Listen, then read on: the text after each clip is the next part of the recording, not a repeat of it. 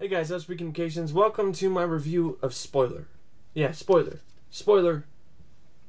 Here's some spoiler. This cover, I've always kind of liked this cover. It's kind of cool. Roger Mason just blew out of prison. Here's the problem though. This cover's a fucking lie. It makes it look like a horror film. Makes it look like it's the sequel to Shrieker. Looks like it's Shrieker 2.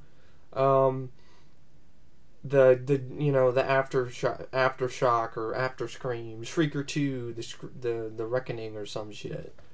And there's another problem. I mean, if you've ever seen this movie, which probably not very many people have seen this film, and probably for good reason, the most exciting breakout movie of all time. Bullshit my dick. This is not even close to the most exciting breakout movie of all time.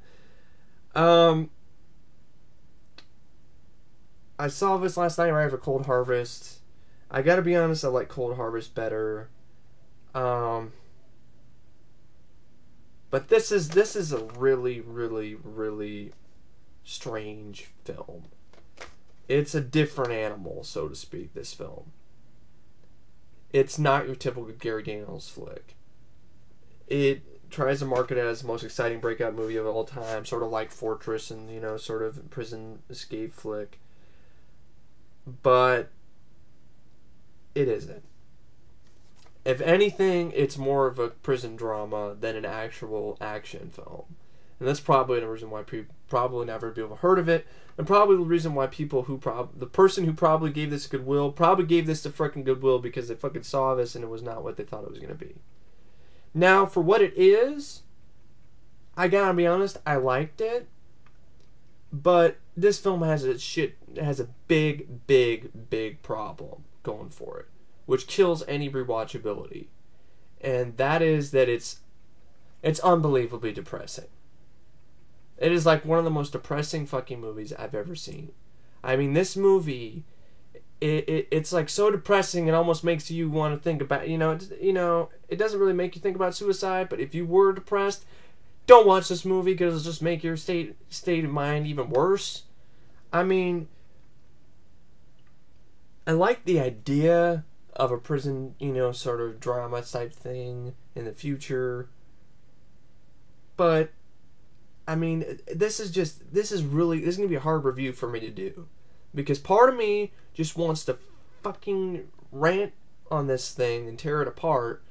But another part of me is like, it did have an effect. It kept me interested all the way through. It had an interesting plot, and I'm going to get into that. Basically, Gary Daniels plays a convict named Roger Mason.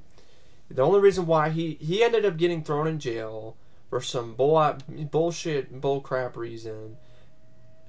He was in a convenience store when, there was a robbery going on, and he got arrested. But he was just standing there daydreaming about, basically being with his daughter. And basically, he gets kidnapped. He doesn't get kidnapped. He gets arrested.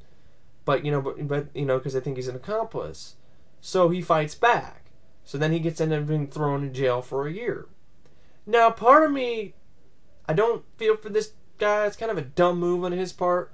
He escapes from prison during his 1-year state sentence and becomes a spoiler. And that's what the spoiler in the title, the spoiler means somebody who escapes from prison, I guess a futuristic term in here. And because of that, he ends up getting caught. Actually, he runs into, in the opening credits, which is really interesting type of, photography by the director, Cameron Von Daacke. And basically what happens is, Cameron Von Daacke, or whatever, basically what happens is he ends up getting captured, but not before he gets in kind of a really half-assed fight with Bryan Genesse again. This time without the goatee. But then for the rest of he basically gets arrested, and then he gets put in chemo suspension. And chemo suspension is basically the example. It's basically a different version of cryo suspension, except it's a chemical thing. And basically the whole film continues on this pace. Basically what happens is the whole rest of the film is about him, getting captured, put into suspension, escaping, and the whole reason why he's trying to escape is to see his daughter. Now, part of me, all right, you do feel for this guy. He got screwed over, and but that was kind of a really fucking dumb move to break out of prison, for a 1-year term of all things.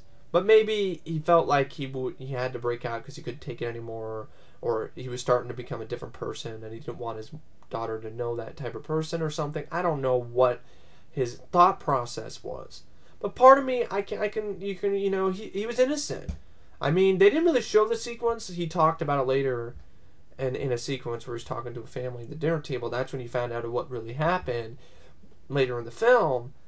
But you could really think about, from his standard of view, I'm thinking about, maybe they fleshed out the plot a little bit more. That maybe, the budget was only like $500,000 for this film, and it does some really ambitious effects actually, that actually are really cool for like a $500,000 budget. So basically, what happens is, like I said, I was talking about, about why would he break out, after 1 year, and basically I could sort of side with him. At the same time, I'm conflicted. I'm torn. And I'm torn with his decision making, and I'm also torn with this film's decision making. It's one of those movies that like I said, it's gonna be a hard review for me because it's so complicated. It's not really that complicated, but it's got some really bad issues. Like I said, just depressing ass shit, and it really doesn't deliver on the action department, which is not what people watch Gary Daniels films for. They don't watch it for prison dramas or dramatic acting. And to be honest, I thought Gary Daniels did a really good job, considering this is maybe his first ever attempt at a dramatic acting performance. And I'll get into certain sequences I thought he was really good in later. But basically, I can justify this whole breaking out, thing. But at the same time, I don't want to. It's sort of, but it kind of reminds me of Lock Up. Stallone, he sort of did his time. He escaped from Drumgold's prison. He had like 2 months left in this, country club type thing. He rehabilitated his life. He did his time. He served his sentence. He was serving a sentence. And then freaking Drumgold transfers him to his shitty ass prison.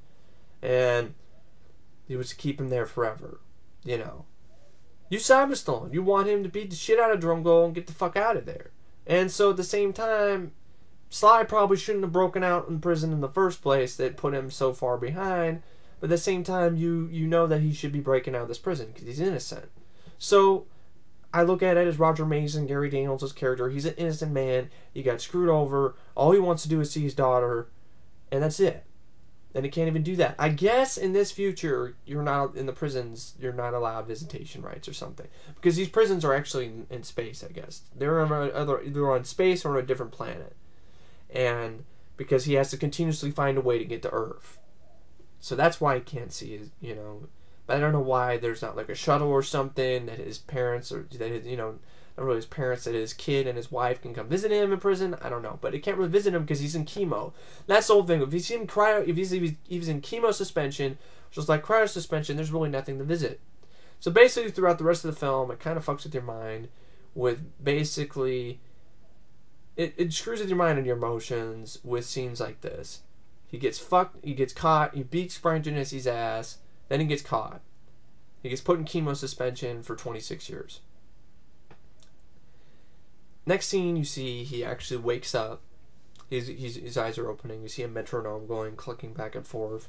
You have this doctor who is played by, I think Ari Gross plays him. And he's being really kind of, over the top and weird. This movie's weird, too. This film does a really good job with production design, making this future really weird and not a really fun place to be.